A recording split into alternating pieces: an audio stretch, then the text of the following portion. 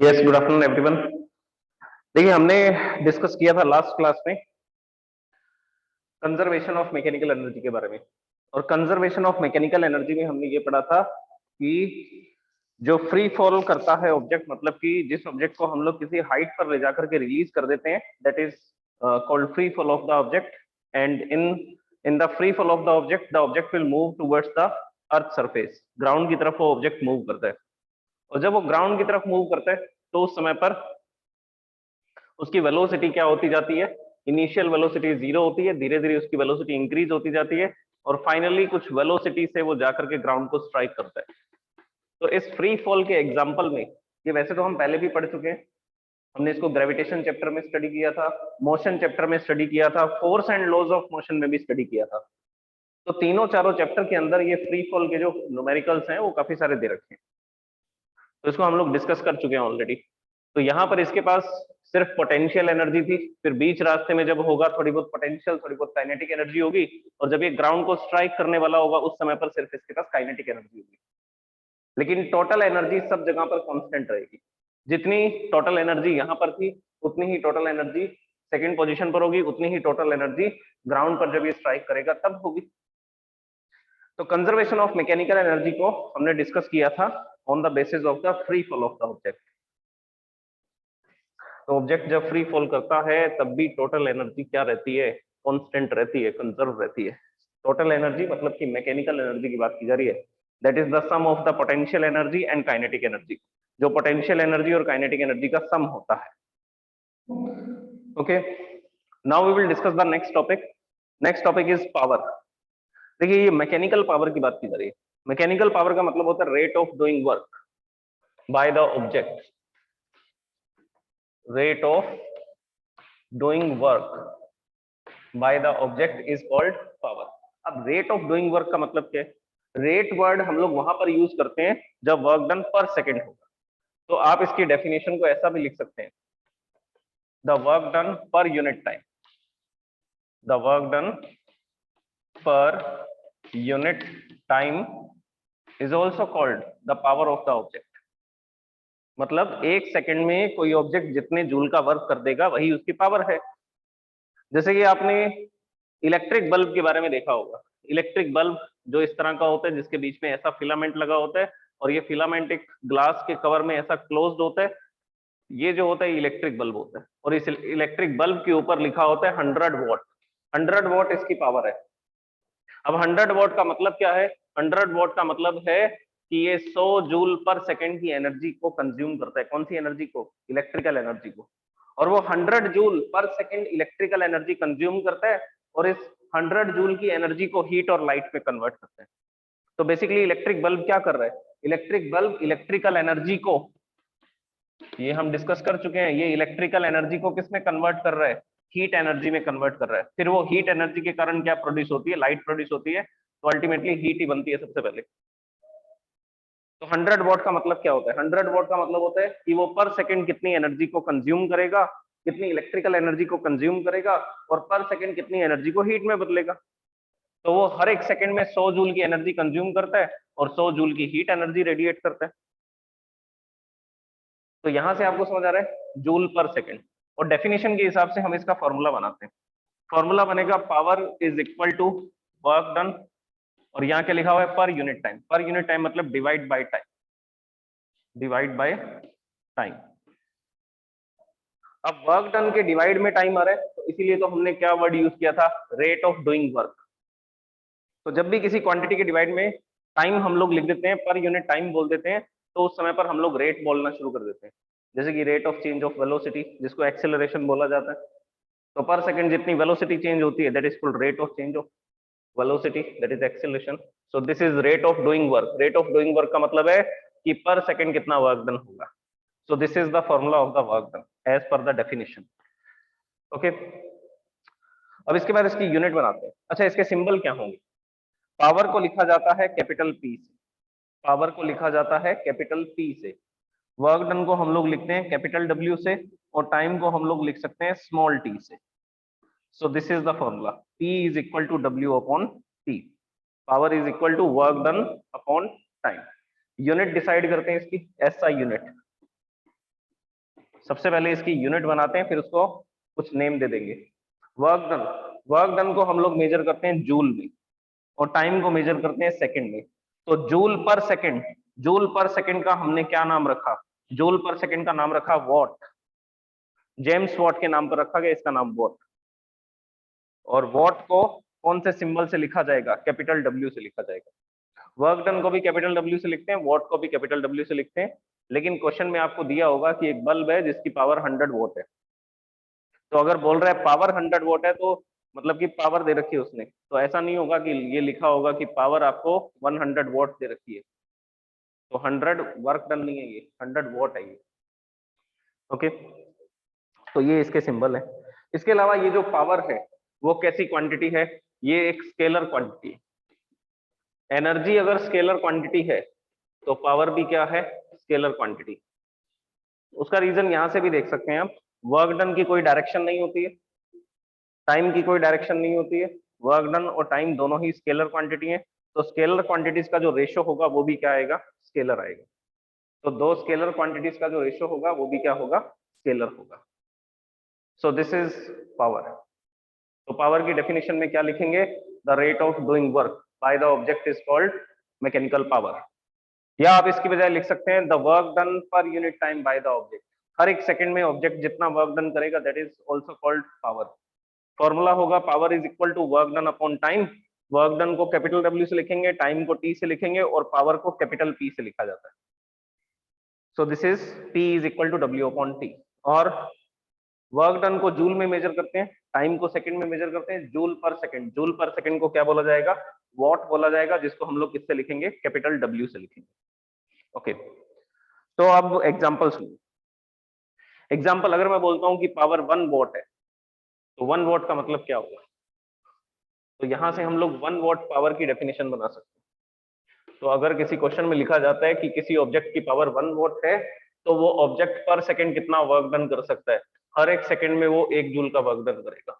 तो डेफिनेशन क्या बनेगी? If an object is doing the work done of 1 joule in 1 second, then the power of that object is 1 watt. अगर कोई object 1 joule का work done करता है 1 second में, तो उस ऑब्जेक्ट की पावर को बोला जाएगा 1 वॉट। अच्छा, अगर अभी मैंने आपको एक एग्जांपल और बताया, एक एग्जांपल मैंने बताया 100 वॉट पावर है एक इलेक्ट्रिक बल्ब की। तो 100 वॉट पावर का मतलब है कि वो 100 जूल की एनर्जी पर सेकंड कंज्यूम करेगा, इलेक्ट्रिकल एनर्जी, और उसको किस में कन्वर्ट करेगा? हीट एनर्जी में कन्वर्ट करेगा। तो ये 100 वॉट का मतलब है। इसी तरह से हमारे पास एक इलेक्ट्रिक मोटर है। इलेक्ट्रिक मोटर है जिसका काम है वाटर को ग्राउंड से एक ओवरहेड टैंक के अंदर ट्रांसफर करना। तो हमारे घर पर इलेक्ट्रिक पंप लगे होते हैं, एक मोटर लगी होती है जो क्या करती है, जिसके साथ में एक पंप जुड़ा होता है। उस पंप का काम होता है कि जो वाटर अंडरग्राउंड है, उस अंडरग्राउंड वाटर को ओवरहेड, ऊपर सिर के ऊपर जो टैंक होता है उसको ओवरहेड टैंक बोलते हैं, तो उस टैंक के अंदर वो स्टोर करते हैं। तो ऐसा करने के लिए उसको वर्क डन करना पड़ेगा, वाटर के ऊपर फोर्स लगाना पड़ेगा और वाटर को ऊपर की तरफ डिस्प्लेस करना पड़ेगा। तो force into displacement, work done. तो जो मोटर हम लोग, जो पंप हम लोग यूज करते हैं घर पे, उसके ऊपर पावर लिखी होती है 2000 वॉट। 2000 वॉट का क्या मतलब है? 2000 वॉट का मतलब है कि वो पंप पर सेकंड कितना वर्क डन करेगा? 2000 जूल का वर्क डन करेगा हर एक सेकंड में। सो दिस इज पावर, ये पावर होती है। तो हर एक सेकंड में अगर 2000 जूल का वर्क डन करेगा तो हम बोलेंगे कि उसकी पावर 2000 वॉट है। उसकी पावर कितनी है? 2000 वॉट। ओके, तो ये हुआ पावर के बारे में। अब हम लोग इसकी और यूनिट्स के बारे में बात करते हैं। लार्जर यूनिट्स क्या होती हैं? लार्जर यूनिट्स वो मैं यहां पे लिख देता हूं।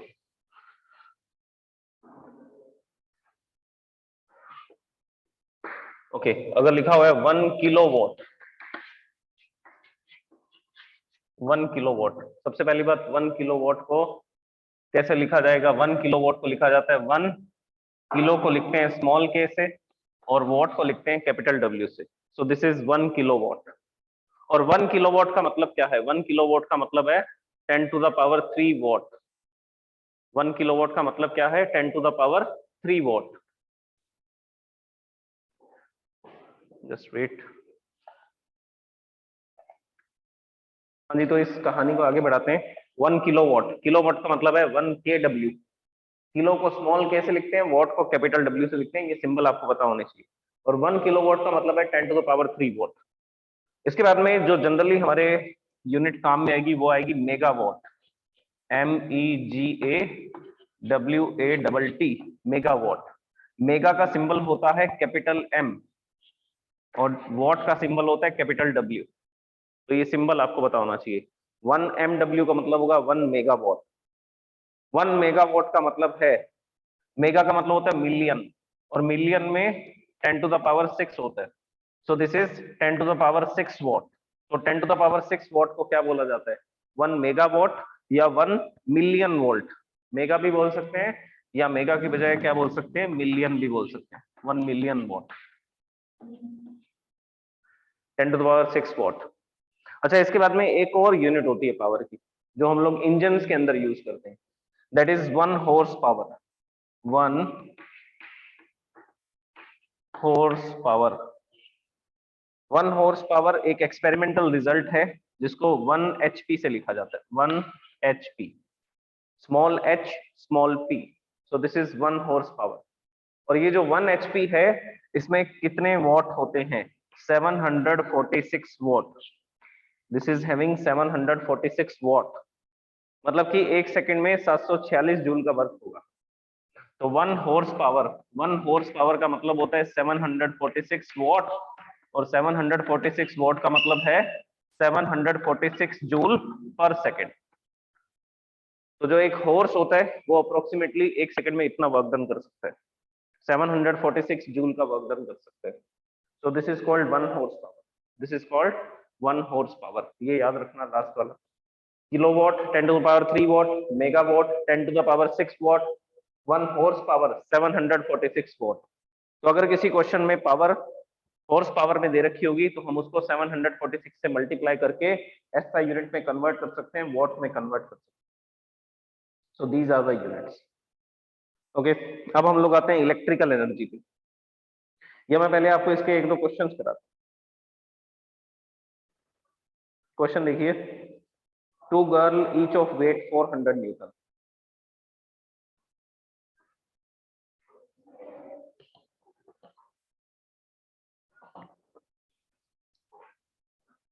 न्यूमेरिकल देखो इसका कैसे सॉल्व करेंगे। पावर कैलकुलेट करनी है। दोनों गर्ल एक ही वर्क डन कर रही है, एक रॉप को क्लाइम कर रहे हैं और वो रॉप सेम हाइट पे है। तो क्वेश्चन को मैं एक डायग्राम के थ्रू लिख देता हूँ। डायग्राम से आपको एक्सप्लेन कर देता हूँ कि क्वेश्चन में क्या क्या गिवन है। क्वेश्चन में गिवन है कि दो रॉप लगी हुई है और वो दोनों रॉप की हाइट है 8 मीटर। 8 मीटर की हाइट है दोनों रॉप की। तो हम यहाँ पे डिजाइन कर देते हैं इसको। ये क्वेश्चन की क्वांटिटीज है। ये एक सपोर्ट है, रिजिड सपोर्ट है, फिक्स सपोर्ट है। इसके ऊपर दो रोप्स को टाई किया गया। एक रोप ये वाली है और दूसरी रोप यहाँ पर है। और ये जो हाइट है इस रोप की, this height is given 8 metre. This height is given 8 metre. तो यहां से ग्राउंड से लेकर के यहां तक क्लाइम करना है, मतलब 8 मीटर की हाइट पे जाना है। अब इसमें एक गर्ल दे रखी है, this is girl A and this is girl B. ये बी है, ये दोनों ही क्लाइम कर रहे हैं। ये दोनों ही रॉप को क्लाइम कर रहे हैं, ऊपर की तरफ बढ़ रहे हैं, क्लाइंबिंग करते जा रहे हैं रॉप के ऊपर। और ऐसा करते हुए ये कुछ टाइम कंज्यूम करेंगे। जैसे दोनों गर्ल सेम टाइम नहीं लेंगी, दोनों का मास सेम है। ये जो फर्स्ट गर्ल है इसका मास भी 40 किलोग्राम दे रखा है। जो सेकंड गर्ल है उसका मास भी कितना दे रखा है? 40 किलोग्राम। और क्वेश्चन में जी की वैल्यू गिवन है। क्वेश्चन में जी की वैल्यू आपको बता रखी है 10 मीटर पर सेकेंड स्क्वायर, ताकि थोड़ी कैलकुलेशन आसान हो जाए, कैलकुलेशन थोड़ी इजी हो जाए। तो ये सब क्वांटिटीज आपको गिवन है इस क्वेश्चन के ऊपर। अब बोला जा रहा है कि किसकी पावर ज्यादा है। भैया पावर बताने के लिए टाइम भी तो बताना पड़ेगा कि कौन कितना टाइम में 8 मीटर की हाइट को क्लाइम कर रहा है। तो जो गर्ल ए है वो तो 20 सेकंड लेती है और गर्ल बी जो है वो 50 सेकंड लेती है। तो ये जितना भी टाइम लेती है उसको मैं टी ए से लिख देता हूँ। T A, time taken by the A. This is taking 20 seconds to climb the rope up to the 8 meter, and this girl, जो बी गर्ल है, वो कितना टाइम ले रही है, वो ले रही है 50 seconds to climb the rope. तो ये भी रोप को क्लाइम कर रही है, ये भी रोप को क्लाइम कर रहे हैं। अब दोनों केसेस में आपसे पावर पूछी गई है, किस गर्ल की पावर ज्यादा है, किस गर्ल की पावर कम है। तो देखिए दोनों सेम वर्क डन कर रहे हैं, दोनों सेम वर्क डन कर रहे हैं क्योंकि दोनों एक ही हाइट पर जा रहे हैं, लेकिन ये कम टाइम में वर्क कर रहा है, कम टाइम में वर्क डन कर रही है। तो पावर का फॉर्मूला क्या है, power is equal to W upon T. तो अगर टाइम कम लगेगा, देखो ये डिवाइड में आ रहा है, अगर टाइम कम लगेगा तो पावर ज्यादा होगी इसकी, मतलब कि कम समय में ज्यादा वर्क डन कर सकती है, तो ऑब्वियसली पावर ज्यादा होगी। और जो ज्यादा टाइम लेगा उसकी पावर कम होगी। दोनों केस में वर्क डन सेम है, दोनों केस में वर्क डन सेम है। तो वर्क डन को एक ही बार कैलकुलेट कर लेते हैं, बार बार कैलकुलेट करने की जरूरत नहीं है। ओके, तो यहां पर हम लोग लिखते हैं work done by both girls, दोनों सेम वर्क डन करेंगे। तो दोनों सेम वर्क डन करेंगे, फॉर्मूला हम लोग लगा देते हैं। फॉर्मूला क्या होगा, mgh। mg फोर्स है, जो फोर्स इनको लगाना पड़ेगा ऊपर की तरफ, और h इज द डिस्प्लेसमेंट, यहां से लेकर यहां तक डिस्प्लेस होना पड़ेगा। तो मैंने ये फॉर्मूला लगाया है फोर्स इंटू डिस्प्लेसमेंट ही, और फोर्स भी ऊपर की तरफ लगा रहे हैं, डिस्प्लेसमेंट भी ऊपर की तरफ हो रहा है, तो दोनों सेम डायरेक्शन में है। थीटा 0 आएगा, कोस 0 की वैल्यू 1 होती है। तो अगर आप पूरा फॉर्मूला लगाना चाहें तो पूरा फॉर्मूला लगा सकते हैं, नो प्रॉब्लम। आप इसको ऐसा भी लिख सकते हैं, force into displacement cos 0 degree. This girl is exerting force in the upward direction and that force is mg। जितना वेट फोर्स इस पर डाउनवर्ड डायरेक्शन में काम करेगा, उतना ही फोर्स इसको ऊपर की तरफ लगाना पड़ेगा चलने के लिए। डिस्प्लेसमेंट होगा h और cos 0 की वैल्यू 1 है। फोर्स भी ऊपर की तरफ लगा रहे हैं, डिस्प्लेसमेंट भी ऊपर की तरफ हो रहा है, तो अगर दोनों सेम डायरेक्शन में है तो थीटा 0 डिग्री आएगा। तो फॉर्मूला तो mgh ही बनेगा। तो डायरेक्ट अप्लाई कर सकते हैं आप इन क्वेश्चंस के अंदर formula, force into displacement into cos theta लिखने की जरूरत नहीं है आपको, डायरेक्ट mgh लगा सकते हैं। So here we will apply the formula mgh. So work done is equal to mass, mass is 40 kilogram, g is 10 meter per second square, and height given is 8 meter। तो 8 metre की height given है, इनको multiply करेंगे, 40 into 10 करेंगे तो 400 हो जाएगा, 400 into 8 करेंगे तो this will be 3200, this will be 3200। तो इन तीनों को मल्टीप्लाई करने पर आंसर आएगा 3200 जूल। तो कितने का वर्क डन हो रहा है, ये वर्क डन हो रहा है 3200 जूल का। अब हम लोग पावर कैलकुलेट कर लेते हैं, यहां पर लिखते हैं power of girl A.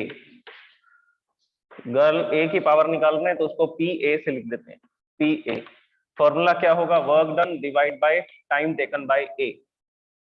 Power of A, work done तो सेम है दोनों केसेस में, दोनों ही 8 मीटर की हाइट पर जा रहे हैं और दोनों का मास सेम है, तो mgh इसमें भी 3200 आएगा, mgh इसमें भी 3200 आएगा। तो बार बार कैलकुलेट करने की जरूरत नहीं है। मास अलग अलग होता तो इसके लिए वर्क डन अलग कैलकुलेट करते, इसके लिए वर्क डन अलग कैलकुलेट करते। दोनों का मास सेम है, इस वजह से ऐसा कर रहे हैं हम लोग, और दोनों सेम हाइट पे जा रहे हैं, तो इस वजह से हम लोग इसको दोबारा दोबारा बार बार कैलकुलेट नहीं कर रहे।